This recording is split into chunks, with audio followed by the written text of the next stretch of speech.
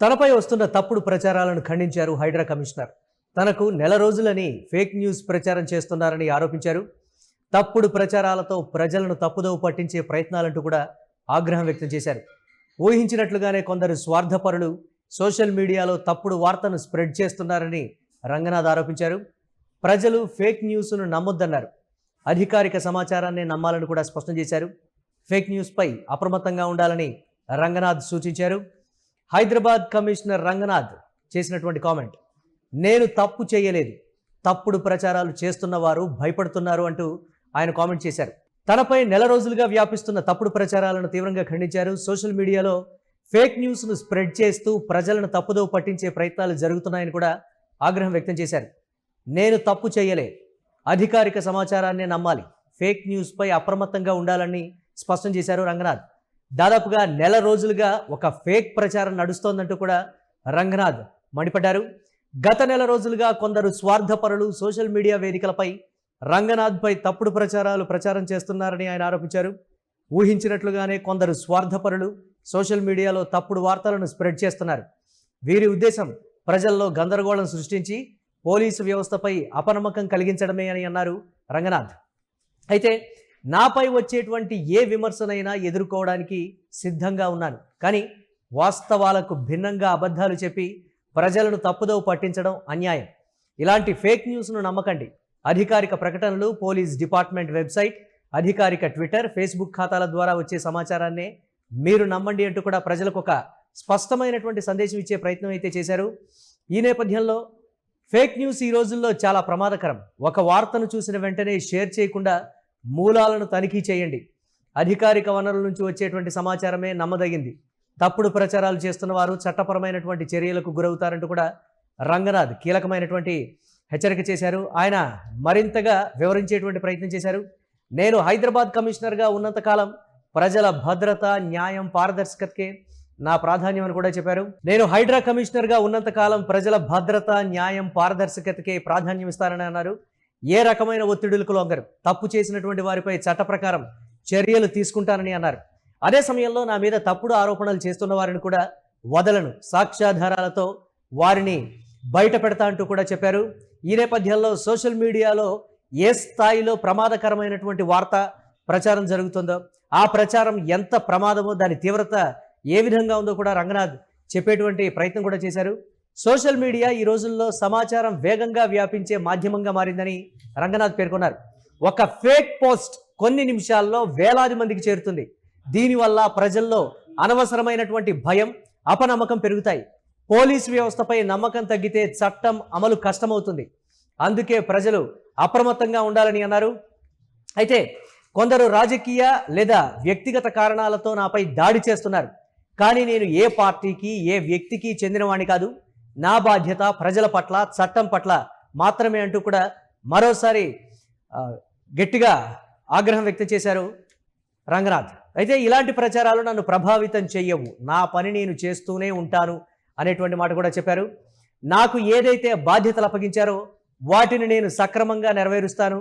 ప్రజల శ్రేయస్సు కావచ్చు, ప్రజల ఆస్తులకు రక్షణ కావచ్చు, అలాగే ప్రభుత్వ భూముల్ని కాపాడేటువంటి ఒక బృహత్తరమైనటువంటి ఒక కార్యక్రమాన్ని నేను చేపట్టాను. ప్రభుత్వం నా మీద పెట్టింది.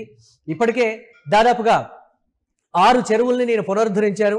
అలాగే 20కి పైగా చెరువులు పునర్నిర్మాణంలో ఉన్నాయనేటువంటి మాట కూడా చెప్తున్నారు. 1,50,000 కోట్ల రూపాయల పైచిలుకు ప్రభుత్వ భూమిని స్వాధీనం చేసుకొని కబ్జా కోరల్లోంచి నేను విడిపించాను. నేను గర్వంగా, సగర్వంగా నేను ఈ మాట చెప్పగలనన్నారు రంగనాథ్. నేను ఏ తప్పు చేయలేదు. చాలామంది నాపై గిట్టని వాళ్ళు, కబ్జా కోరులు ప్రభుత్వానికి కానీ లేకపోతే కోర్టుకు కానీ తప్పుడు సమాచారం ఇచ్చి, సర్వే నెంబర్ల విషయంలో, ఇతరత్ర విషయాల్లో కూడా తప్పుడు సమాచారం ఇచ్చి తప్పుదోవ పట్టించేటువంటి ప్రయత్నం చేస్తున్నారు. నాకు న్యాయస్థానాలంటే అపారమైనటువంటి నమ్మకం ఉంది. నేను దేన్ని కూడా ఉల్లంఘించలేదు అనేటువంటి మాట కూడా రంగనాథ్ చెప్తున్నారు.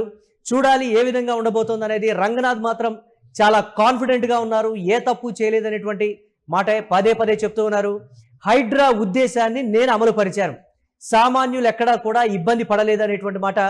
కబ్జా కోరల్లో చిక్కుకున్నటువంటి ల్యాండ్ కావచ్చు, అక్కడ ఆ ప్లేస్లో కట్టినటువంటి ఇళ్లే మేము టార్గెట్ చేశాం తప్ప సామాన్యుల జోలికి మేము పోలేదనేటువంటి మాట. అందులో వారు కాంట్రాక్టర్లను కానీ ఆ బిల్డర్స్ని కానీ వారు అడగాలి. సో ఈ నేపథ్యంలో మేము ముందుగానే నోటీసులు ఇచ్చాం, దీనికి సంబంధించి ప్రభుత్వ స్థలాల్ని మేము ఐడెంటిఫై చేశామని కీలక ప్రకటన చేసిన తర్వాత మేము ఆ కూల్చివేతలకు మేము పూనుకున్నాం అనేటువంటి మాట కూడా చెప్తున్నారు.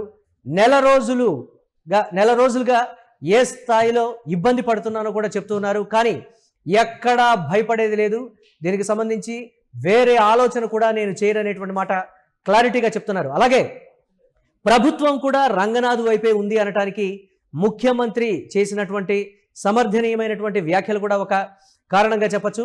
డివిజన్ బెంచ్కి వెళ్ళడమా, రివ్యూకి వెళ్ళడమా, లేదా సుప్రీంకోర్టు వరకైనా వెళ్ళి ఏదైతే కోర్టు అరెస్టు చేయమనిందో అలాగే ఆ పదవి నుంచి తొలగించి ఐజీ స్థాయి అధికారిని ఆ పదవిలో కొనసాగించాలని చెప్పిందో, వీటన్నిటి మీద కూడా న్యాయ పోరాటం ఎంత సుదీర్ఘమైనా పర్వాలేదు, ఆ స్థాయిలో న్యాయ పోరాటం మేము చేస్తాం. ప్రభుత్వం కూడా చెప్తున్నటువంటి మాట, ప్రభుత్వ అండదండలు రంగనాథ్ వెనుకున్నంత కాలం ఈ అంశానికి సంబంధించి నేను ముందుకు వెళుతూనే ఉంటాను అనేటువంటి కోణంలో కూడా రంగనాథ్ చాలా కాన్ఫిడెంట్గా చెప్తూ ఉన్నారు. తప్పుడు ప్రచారాలను దయచేసి నమ్మద్దు. సోషల్ మీడియాలో 1-2 సార్లు మీరు చెక్ చేసుకున్న తర్వాతే ఆ అంశాన్ని నమ్మాలి. ఎవరెవరైతే నా మీద తప్పుడు ప్రచారాలు చేస్తున్నారో వాళ్ళందరినీ 90%కు పైగా నేను ఐడెంటిఫై చేశాను. వాటన్నింటినీ కూడా సాక్ష్యాధారాలతో కోర్టులో నేను ప్రొడ్యూస్ చేసి వారిపైన చట్టపరమైనటువంటి చర్యలు తీసుకునే విధంగా నేను ముందుకు వెళ్ళబోతున్నాననేటువంటి మాట కూడా చెప్పారు.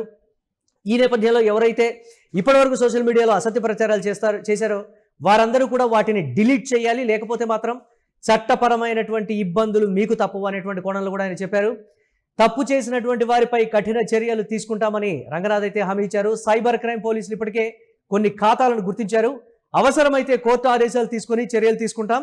ఫేక్ న్యూస్ ప్రచారం చేసేవారు శిక్షకు గురవుతారని అర్థం చేసుకోవాలని కూడా మరోసారి పునరుద్ఘాటించారు. ఆయన ప్రజలను ఒకసారి అభ్యర్థించారు. ఆ అభ్యర్థనకు సంబంధించి కూడా చూద్దాం. మీరేదైనా వార్త చూస్తే ముందుగా అధికారిక వనరులను చూడండి. పోలీస్ కమిషనరేట్ వెబ్సైట్, అధికారిక సోషల్ మీడియా పేజీలు, ప్రెస్ నోట్స్ ద్వారా వచ్చేటువంటి సమాచారమే నమ్మదగింది. తప్పుడు వార్తలను షేర్ చేయకండి. అలా చేస్తే మీరు కూడా అనుకోకుండా తప్పుడు ప్రచారంలో భాగస్వాములు అవుతారు, శిక్షకు గురవుతారు అంటూ కూడా నొక్కి ఒక్కడి నుంచి చెప్పారు రంగనాథ్. చూడాలి ఈ స్థాయిలో, అంటే రంగనాథ్ తన ప్రకటనలో ఒక దృఢంగా ఒక కాన్ఫిడెంట్గా కనిపించారని చెప్పాలి. నేను తప్పు చేయలేదు, నా కర్తవ్యం పట్ల నాకు పూర్తి విశ్వాసం అయితే ఉంది. తప్పుడు ప్రచారాలు చేస్తున్న వారు ఎంతకాలం దాక్కుంటారో చూద్దాం. సత్యం ఎప్పుడు వెలుగులోకి వస్తుంది. ప్రజలు ఫేక్ న్యూస్ను నమ్మకుండా అధికారిక సమాచారాన్ని మాత్రమే నమ్మాలని నేను మరోసారి విజ్ఞప్తి చేస్తున్నానంటూ రంగనాథ్ కీలకమైనటువంటి ఒక ప్రకటన అయితే చేశారు. హైడ్రా మరింత వేగంగా, మరింత కాన్ఫిడెంట్గా ముందుకు వెళుతుంది. ప్రభుత్వ ఆస్తుల్ని కాపాడేటువంటి లక్ష్యం ఏదైతే మొదటి రోజు నుంచి చేపట్టామో, చివరి రోజు అంటే చివరి ప్రభుత్వ భూమి ఇంచు వరకు కూడా ఏది కూడా వృధాగా పోనివ్వమని హైడ్రా అసలు ఉద్దేశాన్ని కూడా చెప్పారు రంగనాథ్.